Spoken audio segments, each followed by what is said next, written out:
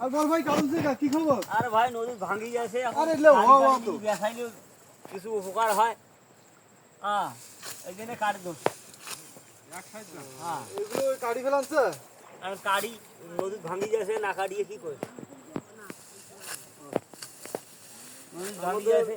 আফসোস রাখার জায়গা নাই। বড় ভাই অনেক কষ্ট করে ওয়াগুলো লাগাইছে।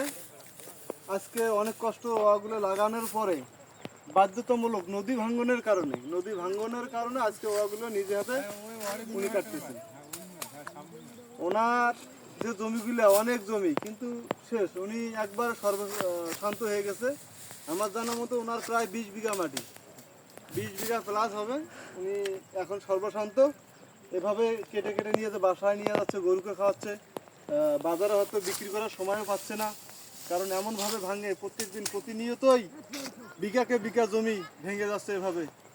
তো আপনার তো অনেক অনেক কষ্ট হচ্ছে, তাই না? আর কষ্ট মানে কি, এই ধান কাটি নিয়ে গরু খাওয়া ব্যথা, এর মতো দুঃখ আর আছে? গাছ দেখছেন এই ধান এই ধানটা এইভাবে প্রত্যেকটা ধান প্রায় ধান বাইরে এসে, যারা আমরা উত্তরবঙ্গে বলি ঢ্যাস বা ধান বাইরে এসে, আমরা কিন্তু এভাবে আর রক্ষা করতে পারলাম না। নদী আমাদেরকে সর্বশান্ত করে দিয়েছে।